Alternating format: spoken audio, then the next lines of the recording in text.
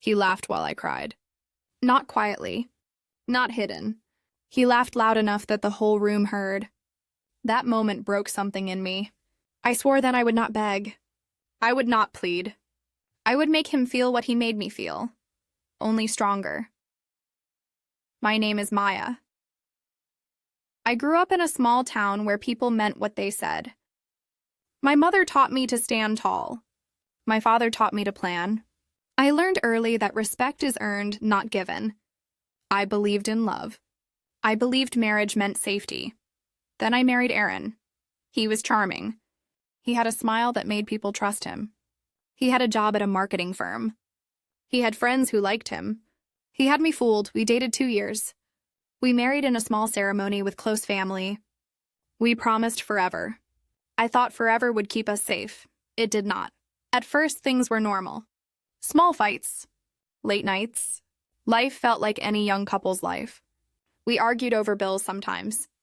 We argued about where to spend Saturday mornings. Nothing huge. Then the small things changed. He came home late more often.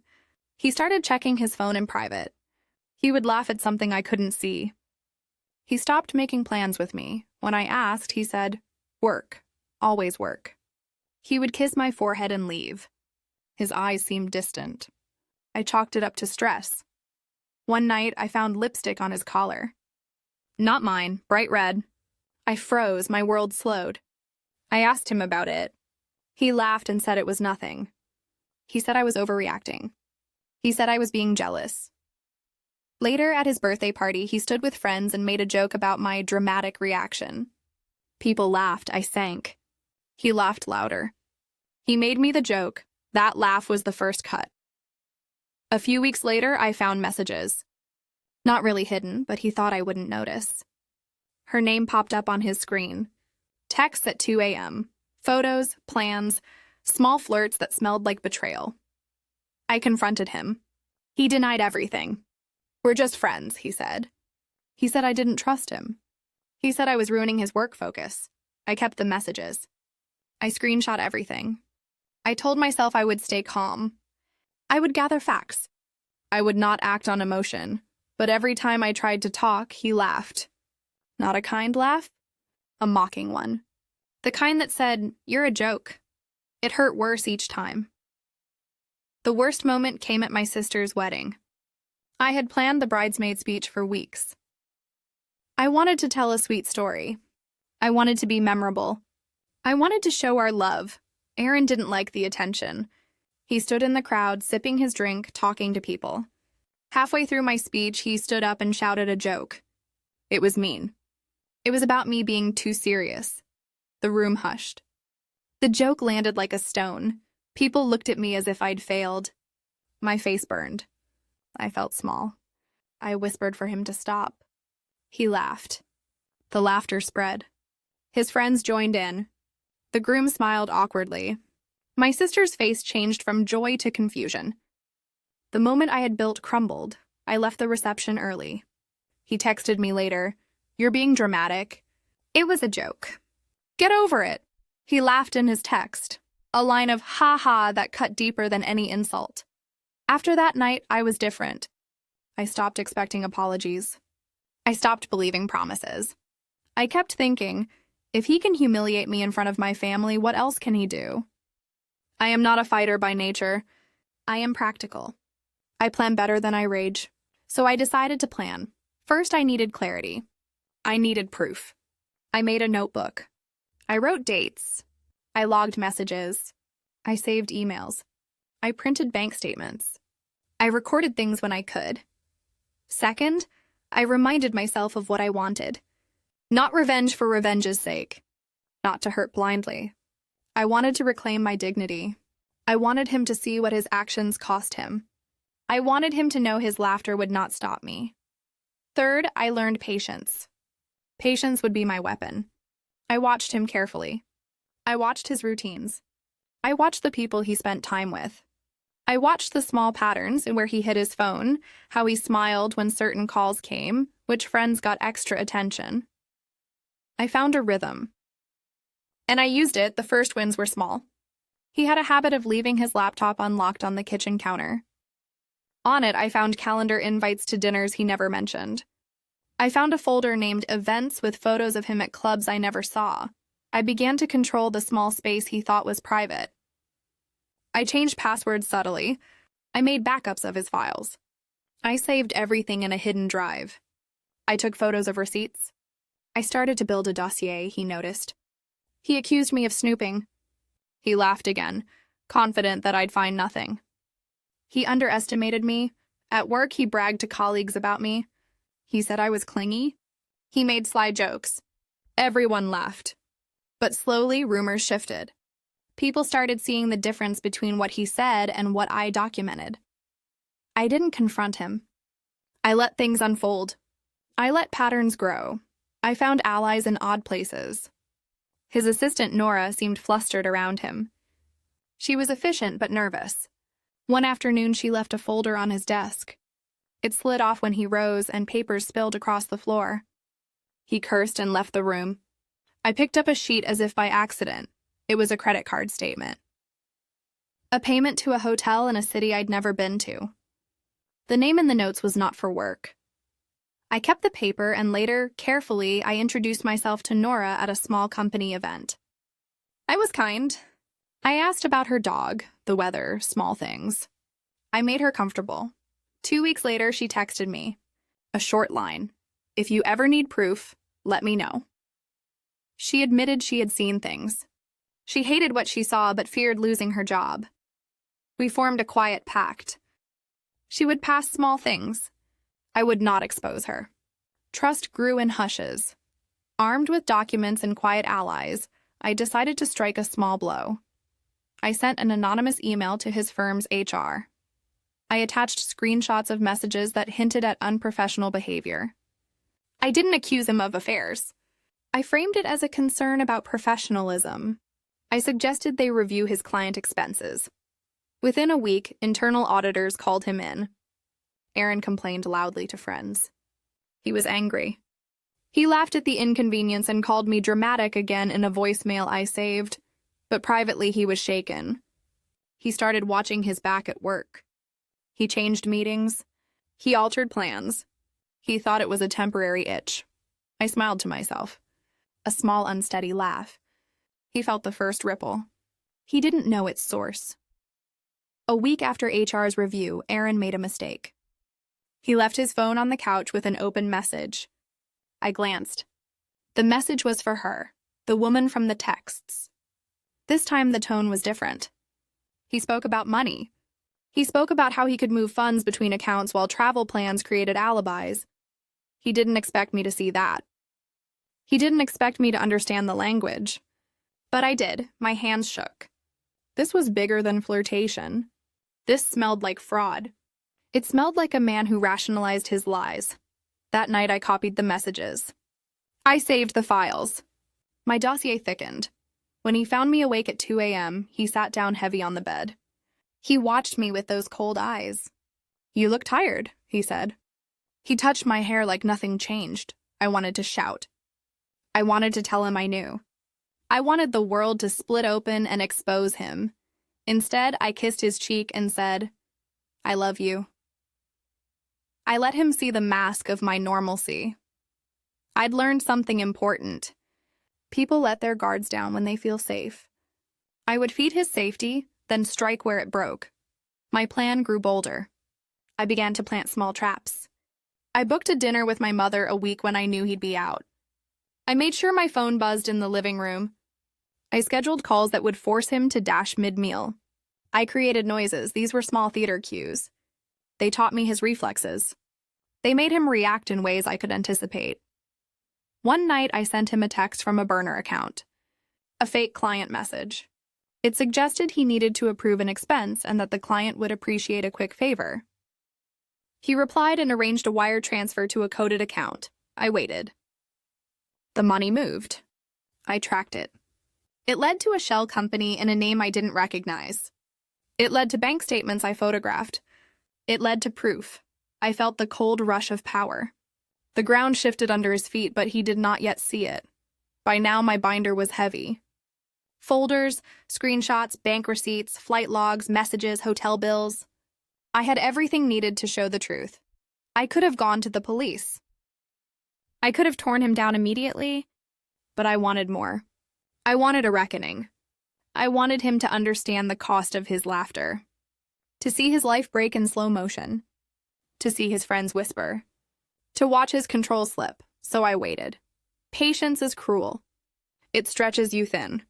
It makes you rehearse the moment until you can feel every detail. I rehearsed it. I wrote a speech to myself. I practiced not crying. I practiced looking steady when everything crumbled. I learned to walk out of a room like I belonged there. One morning, as sunlight poured in, I flipped the binder closed. I slid it into a locked box. I put the key in my pocket. I felt ready, and then he laughed at me again. He laughed at my clumsy attempt to cook dinner. He laughed at my worry. He called me oversensitive. He thought he had the last word. I smiled inside. He had no idea the last word was mine to say. The day I planned to move felt ordinary. I packed a small bag and kissed my sleeping child goodbye, whispering that I'd be back soon. I drove to a lawyer meeting with a name I barely knew. I told myself it was for paperwork. The lawyer opened the folder and asked me one question. Are you ready to expose everything? My throat went dry. The binder I had was one thing. The court, the press, the social fallout, those were another. But before I could answer, my phone vibrated. A single message. F. The lawyer stared at me for a moment, eyebrows raised. Are you sure? He asked softly. I nodded. My voice was low, steady. Yes, do it now. He slid the envelope across the desk, pulling out the documents inside. He glanced through them, scanning the proof I had gathered. The screenshots, the statements, the notes. He looked impressed, maybe even a little shocked. Most women who come here have suspicions, he said. But you have evidence. This isn't just betrayal. This is fraud, financial abuse, maybe worse. The words settled heavy in my chest. But instead of fear, I felt a strange calm. A calm that comes when you know the storm is about to break. And for once, you are the one directing the lightning. That same night, when I returned home, Aaron was waiting for me. He sat in the dark, only the glow of the TV lighting his face. He had a glass in his hand. Whiskey. He never drank whiskey before. When I walked in, he smirked. So, he said, you think you're clever? My blood froze, but I forced my face into neutrality. What are you talking about? He chuckled. That laugh again, sharp and cruel.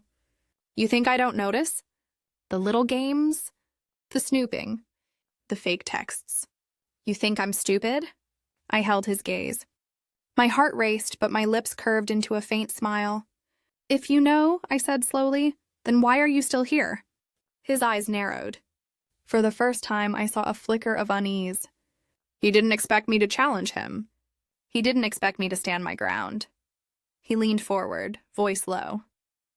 Because I control the money. Because without me, you're nothing. That was his mistake. He thought money was power. He didn't realize information was greater. The next morning, I called Nora.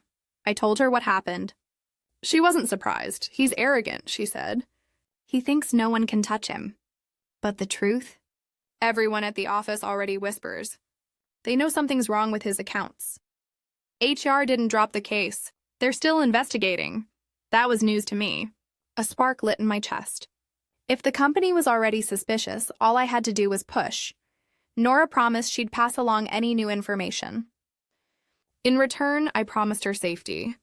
If this blew up, her name would never surface. Together, we formed a quiet alliance.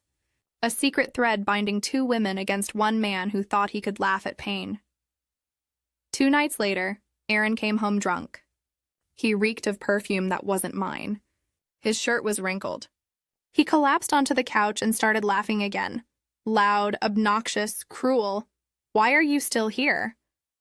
He slurred. Most women would have left. You like it, don't you? Being the victim, crying, making me the villain. That's your role. My hands trembled, but not with sadness, with rage.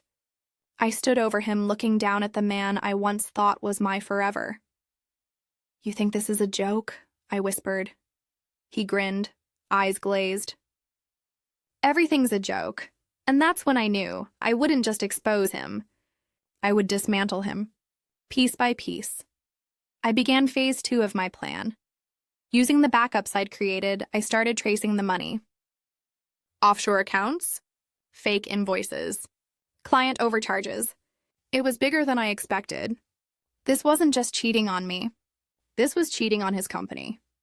Cheating on clients. Cheating on everyone. I forwarded copies of the files to my lawyer. I also sent anonymous tips to 2 investigative journalists. Not enough to expose everything, but enough to make them curious. Meanwhile, I created a fake online identity, a client contact. I emailed Aaron, pretending to be someone offering him a new business opportunity. Within hours, he responded, eager, greedy, reckless. He wired money again. This time, I caught the entire transaction in real time. Evidence. More than enough evidence. A week later, his parents invited us for dinner. They lived in a sprawling house on the edge of town, the house Aaron always bragged about, though he never let me feel welcome in it.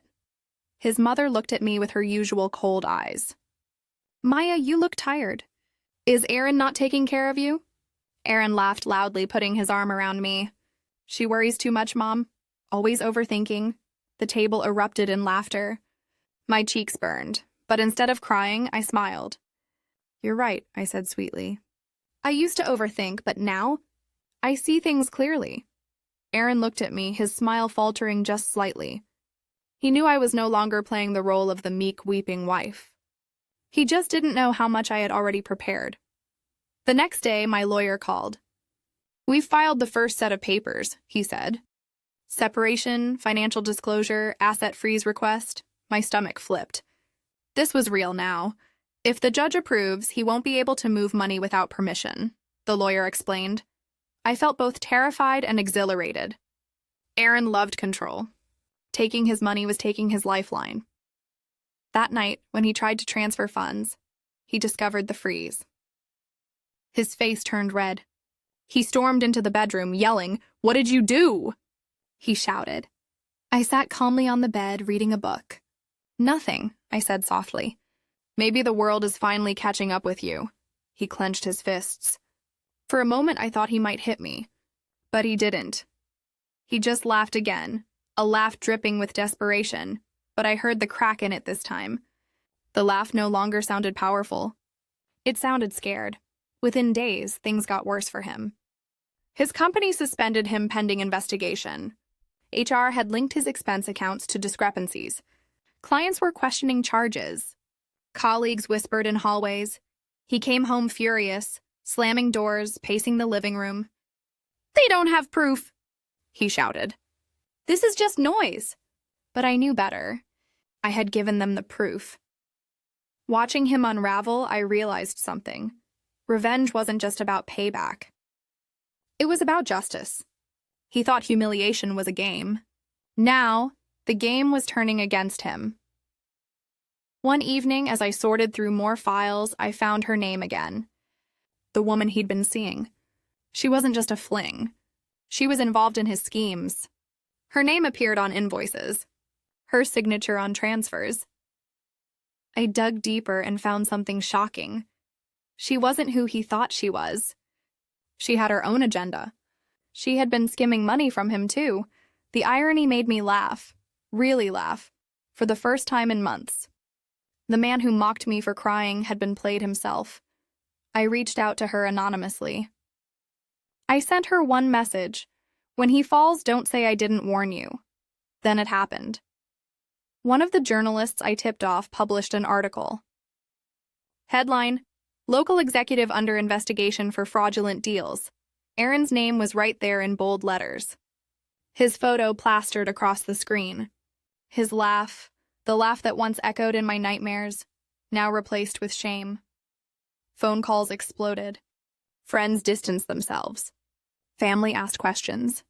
His world collapsed overnight, and I sat at the kitchen table sipping tea, calm as the storm raged outside. Aaron stormed into the house, face pale, eyes wild. He threw the newspaper onto the table. "You did this," he shouted. I looked up at him, my expression serene. Did what? He slammed his fist on the table. Don't play games with me. You think you've won? You think this is over? I leaned forward, meeting his eyes. My voice was calm even. No, Aaron, I whispered.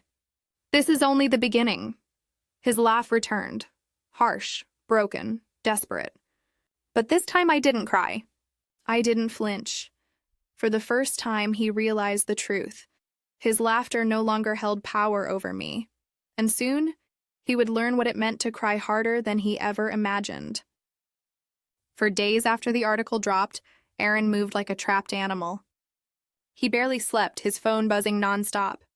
Every call was another demand, from clients, from his boss, from creditors. He tried to laugh it off at first, the same bitter sound he always used to cover fear. It's all smoke, he muttered. They'll forget in a week. But the cracks widened. His company froze his accounts. His colleagues stopped answering his calls. Even his mistress disappeared, her number suddenly disconnected. I watched him from across the room, silent. The man who once mocked my tears now drowned in his own unraveling world. It didn't take long for the truth to reach him. His mistress, the woman he thought was loyal, had already flipped on him. I heard him screaming on the phone. You betrayed me. You took from me. His face turned red as he hurled the phone against the wall, shattering it. That night, he drank until his words slurred. They're all liars, he ranted. All snakes. But not you, Maya. You're different. I said nothing. Only smiled faintly, hiding the satisfaction inside me. If only he knew the person tightening the noose around him was the same woman sitting quietly at the table. A week later, the official papers arrived. Fraud investigation. Possible criminal charges. Divorce proceedings. He tore through the documents, hands shaking. You set me up! He roared. I folded laundry calmly. Or maybe you set yourself up. Actions have consequences, Aaron. His laugh returned, brittle, hollow. You think this makes you strong? You think anyone will believe you over me? But his voice cracked. The confidence was gone.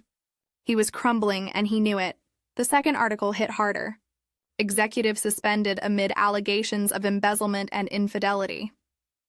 Photos of him with his mistress spread across social media. His parents called me, voices shaking, demanding answers. I told them the truth. Every detail. The hidden accounts. The stolen money. The lies. At first, they didn't believe me. But when the news showed his signature on falsified invoices, their silence said everything. For the first time, Aaron's own family turned away from him. One night, I found him sitting on the bathroom floor, head in his hands. His shoulders shook. His chest heaved. He was crying. The man who once laughed when I cried now sobbed uncontrollably, broken by the collapse of everything he thought untouchable.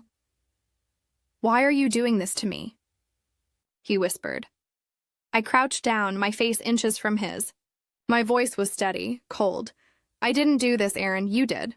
I only made sure the world saw it. The court hearings began.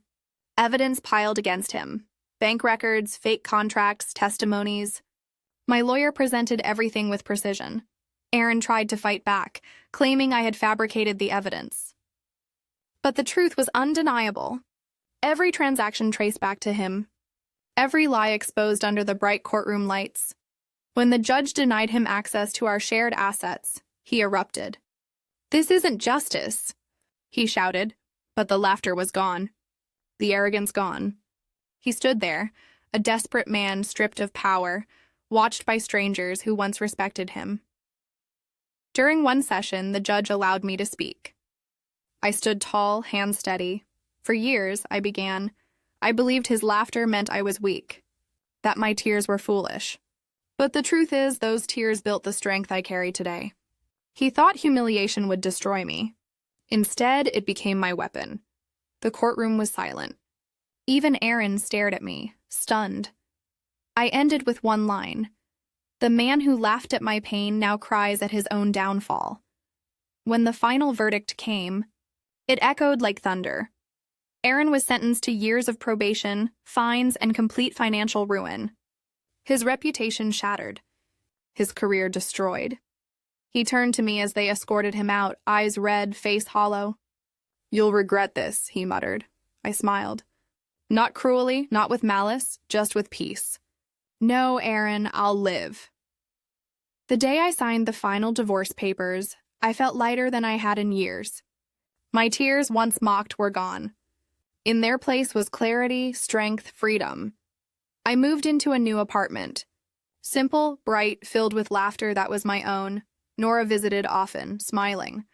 "You did it," she said. "No," I corrected gently. "He did it to himself. I just made sure he couldn't hide." Months later, I walked past a cafe where a woman sat crying quietly into her coffee. Her partner sat across from her, smirking, dismissing her pain. I paused, my chest tightening. I wanted to tell her everything. That tears don't mean weakness. That humiliation can be turned into fire. Instead, I walked inside, handed her a napkin, and whispered, "One day his laughter won't matter. One day you'll write the ending." Her eyes widened, hope flickering for the first time. On the anniversary of the night Aaron once laughed at me, I stood by my window. The city lights stretching endlessly. I replayed his laughter in my head, not with pain this time, but with triumph. Because that laughter had led me here, to freedom, to justice, to strength I never knew I had, and somewhere in some dark place I knew he still cried. Humiliation doesn't end a story. Sometimes it begins one. My husband laughed when I cried. But in the end, my revenge made him cry harder. Not with fists.